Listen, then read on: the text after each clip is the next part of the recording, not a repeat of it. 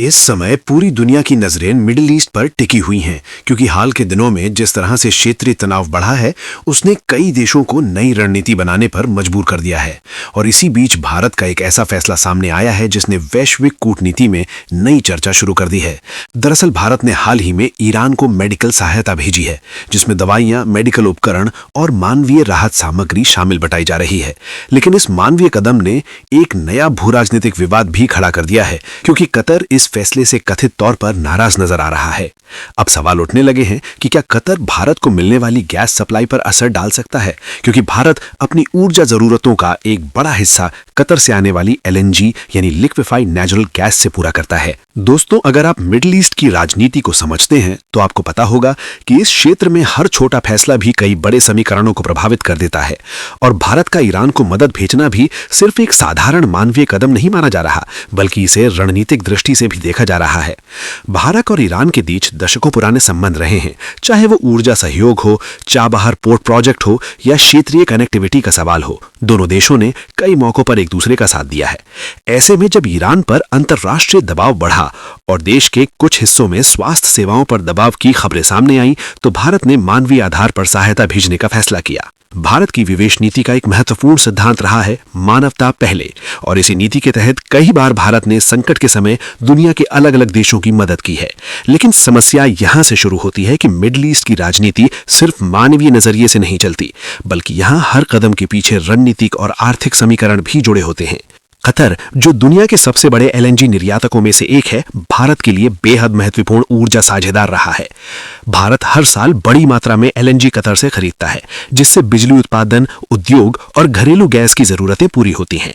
ऐसे में अगर कतर नाराज होता है तो स्वाभाविक रूप से यह सवाल उठता है कि क्या भारत की ऊर्जा सुरक्षा पर इसका असर पड़ सकता है। कुछ विश्लेषकों का मानना है कि कतर की नाराजगी की वजह यह हो सकती है कि मिडिल ईस्ट में कई देश ईरान को लेकर अलग अलग खेमों में बटे हुए हैं और इस क्षेत्र में राजनीतिक प्रतिबद्धता काफी गहरी है। जब भारत ने ईरान को सहायता भेजी तो इसे कुछ देशों ने ईरान के प्रति समर्थन के रूप में देखा। हालांकि भारत ने आधिकारिक तौर पर इसे पूरी तरह मानवीय सहायता बताया है। अब अगर हम कतर की स्थिति को समझें तो पाएंगे कि कतर खुद भी क्षेत्रीय राजनीति में संतुलन बनाकर चलने की कोशिश करता है। वो कई बार ईरान के साथ भी संवाद बनाए रखता है, लेकिन साथ ही अन्य खाड़ी देशों और पश्चिमी शक्तियों के साथ भी अपने संबंध मजबूत रखता है। इसलिए ये कहना कि कतर सीधे सीधे भारत के खिलाफ कोई बड़ा कदम उठा लेगा इतना आसान नहीं है। भारत और कतर के बीच ऊर्जा सहयोग पिछले कई दशकों से स्थिर रहा है और दोनों देशों के बीच लंबे समय के गैस सप्लाई कॉन्ट्रैक्ट भी हैं, जिन्हें अचानक रोकना व्यावहारिक रूप से आसान नहीं होता। इसके अलावा भारत दुनिया का एक बड़ा ऊर्जा बाजार है और कतर के लिए भी भारत जैसे बड़े ग्राहक को खोना आर्थिक दृष्टि से नुकसानदेह हो सकता है। इसलिए कई विशेषज्ञों का मानना है कि गैस सप्लाई पूरी तरह रुकने की संभावना बहुत कम है, लेकिन कूटनीतिक स्तर पर दबाव या संकेत जरूर दिए जा सकते हैं। यहाँ एक और महत्वपूर्ण बात समझने की जरूरत है कि भारत ने पिछले कुछ वर्षों में अपनी ऊर्जा नीति को काफी विविध बनाया है। पहले भारत बहुत अधिक मात्रा में कुछ ही देशों पर निर्भर था, लेकिन अब भारत अमेरिका, ऑस्ट्रेलिया, रूस और अफ्रीका के कई देशों से एलएनजी और ऊर्जा संसाधन खरीद रहा है।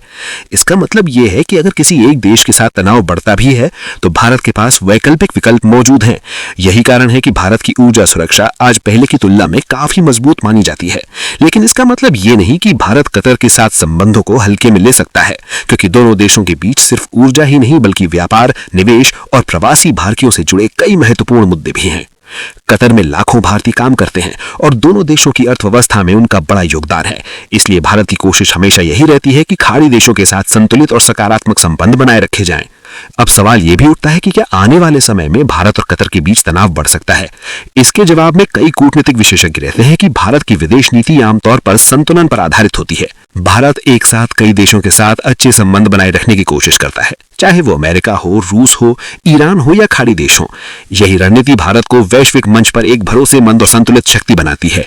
अगर कतर को भारत के कदम से कोई असहजता महसूस हुई भी है तो संभव है कि दोनों देश कूटनीतिक बातचीत के जरिए इस मुद्दे को सुलझा ले।